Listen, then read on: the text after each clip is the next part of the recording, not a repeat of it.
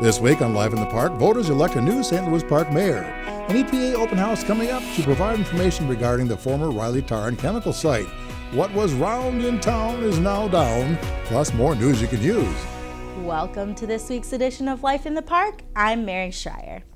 In our cover story, a unique structure in the park, developed by a protege of architect Frank Lloyd Wright, was raised to make way for redevelopment. That's coming up, but first, here's news you can use. St. Louis Park voters elected a new city mayor and council member on November 3rd. Current mayor Jeff Jacobs will turn over the gavel to newly elected mayor Jake Spano in January. Spano defeated Conrad Siegel in the general election. After serving decades on the city council and as mayor, Jeff Jacobs decided not to run for another term as mayor of St. Louis Park. Councilmember at-large B, vacated by Jake Spano, will be filled by Tom Miller, who defeated Sarah Maskey in the election. Councilmember at-large A, Steve Halfin, retains his seat as he ran unopposed. The School District 283 board seats are as follows. A special election for an open Minnesota House seat in the West Metro was held to fill the seat left open by Representative Ryan Winkler's resignation. The district includes parts of Plymouth and St. Louis Park. The U.S. Environmental Protection Agency invites you to attend an educational open house Thursday, November 12th from 6 to 8 p.m. at the Rec Center Banquet Room, 3700 Monterey Drive, about the former Reilly Tar Chemical core site that was located near the intersection of Louisiana Avenue and Highway 7. Representatives from EPA, the City of St. Louis Park, the Minnesota Pollution Control Agency, and the Minnesota Department of Health will be available to provide information and answer questions one-on-one about the history of the site, the cleanup that was done, ongoing monitoring activities, and protective measures in place at the site. More information is available at www.epa.gov/superfund/Reilly-Tar. Information can also be found at the Site Information Repository at the St. Louis Park Public Library, 3240 Library Lane, St. Louis Park. The city has an employment opportunity for facility warming house attendant. The position provides a safe and enjoyable recreational setting for individuals using the city's warming houses. Uniforms, sweatshirts, or jackets and name tag are provided by the city, must be worn while working. Studying or reading is permissible as long as it does not interfere with your work duties. The winter season runs from December 18th, 2015 to February 15th, 2016. You must be a responsible individual that has the ability to work independently and be at least 16 years of age. Salary for this position is $9 to $10.50 per hour. Deadline to apply is Friday, November 23rd, 2015. You may view full job description and apply online at www.stlouispark/employment.html. Minnesotans love to pay it forward, and that includes people right here in St. Louis Park as well. Last year, Minnesotans gave a record-breaking $18 million to their favorite schools and nonprofits in just 24 hours on Give to the Max Day. This year, STEP, the St. Louis Park Historical Society, and other local causes need your help to raise the bar and make a difference. Visit www.givemn.org on November 12th to support the Minnesota organizations that you care about. Arts and culture are important to the St. Louis Park community, enhancing quality of life, bringing diverse communities together, and making the area a magnet for jobs and businesses. This new study by St. Louis Park Friends of the Arts and Minnesota Citizens for the Arts shows that, in addition to contributing to the city's excellent quality of life, the nonprofit arts and culture sector is also a substantial industry, contributing at least $1.5 million to the local economy each year. Park TV's John McHugh attended the presentation of the study. Here's where it gets interesting for St. Louis Park. Of the 17 cities and counties that participated in this study, and remember it was opt-in, so it's pretty random. It's not an actual representation of the cities and counties in Minnesota. It's just those that are in it. Roughly, economic impact and economic impact per capita followed the, if it's a giant city, those numbers are big. If it's a very small town, those numbers are small. But there were some places that were out of sync. with where you would have thought they would have been in the spectrum of 17 cities and counties. And so I'm putting that in here for food for thought. St. Louis Park is 7th in population amongst the 17 cities that were studied. However, you're 14th in economic impact and 14th in economic impact per capita. What's great about St. Louis Park is that your per person audience spending is higher than a lot of other places in the state at over $27 per person. And right now, just about 14% of your audience is non-local. Non-local means not from the 7-county metro area. So it's not just that they're from Minneapolis, it's like they're from Wisconsin, or they're from St. Cloud, or they're from Duluth. So they're coming quite a distance.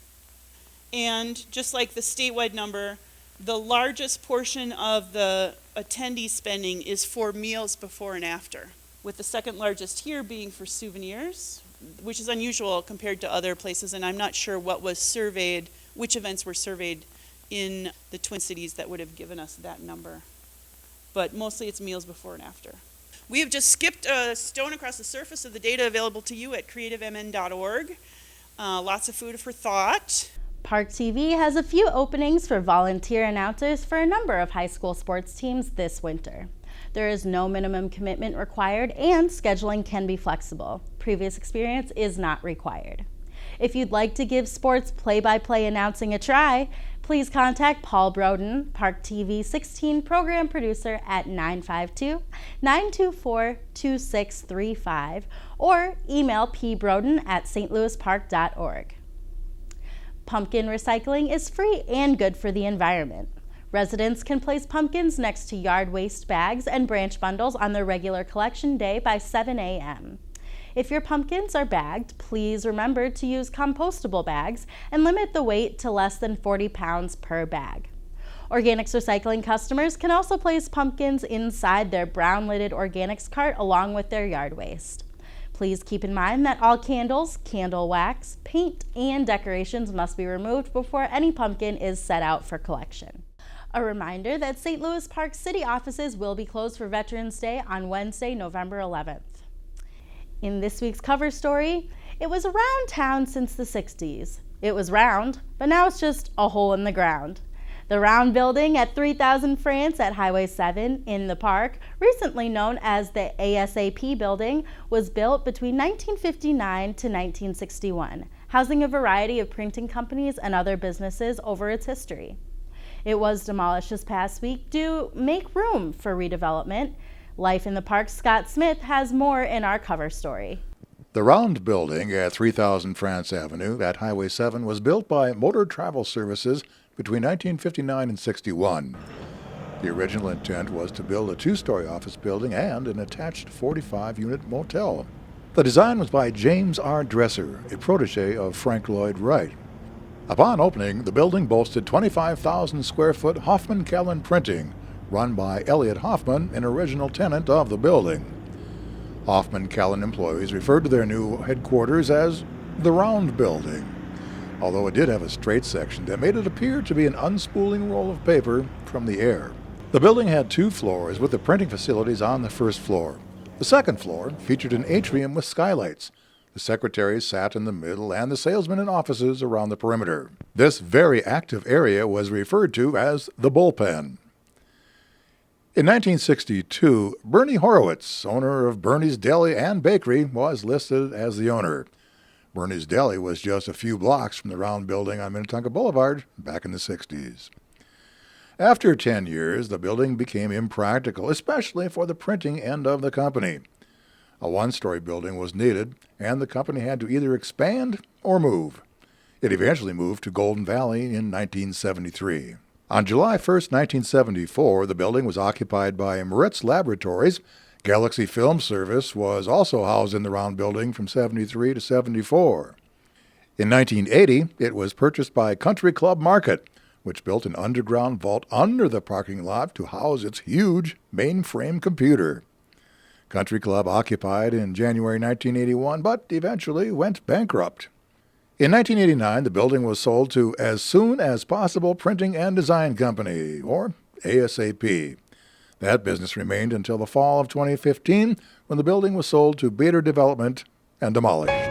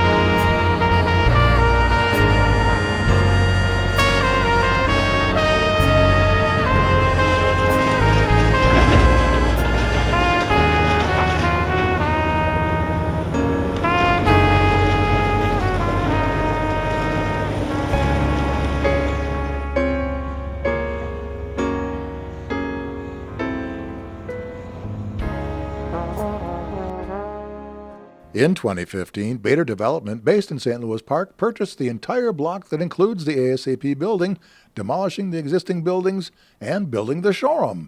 So as the mythical phoenix from the ashes and debris will rise a new structure, although round it will not be, it shall be a thing of function, beauty, and practicality. More historical information about the round building can be found on the St. Louis Park Historical Society website at slphistory.org. Remember, you can keep up to date in the park by visiting our Facebook page at facebook.com/St. Louis Park or check us out on Twitter at twitter.com/St. Louis Park. That's it for this week's edition of Life in the Park. Thanks for watching. Join us next week for another edition of Life in the Park right here on Park TV.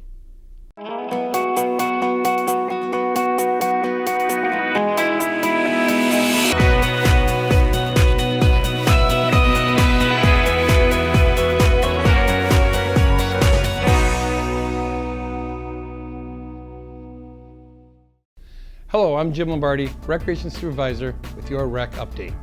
As it gets colder, we start to move inside. Try our adult volleyball leagues. Volleyball leagues are played on Wednesday nights and will start in January and run through March. All games will be played at the St. Louis Park Middle School. The cost is $180 a team. Or if you want to get outdoors, register a team for our adult broomball leagues. Men's and co-rec leagues are offered on Mondays, Tuesdays, and Thursday nights at Nelson Park. The leagues will run for 7 weeks. If weather allows, we'll start playing games the week of December 14th and run through early February. The cost is $400 per team. To receive a registration form or for more information on any of these activities, you can call the Rec Center at 924-2540 or visit us on our website at stlouispark.org. So get out and play this winter in the park.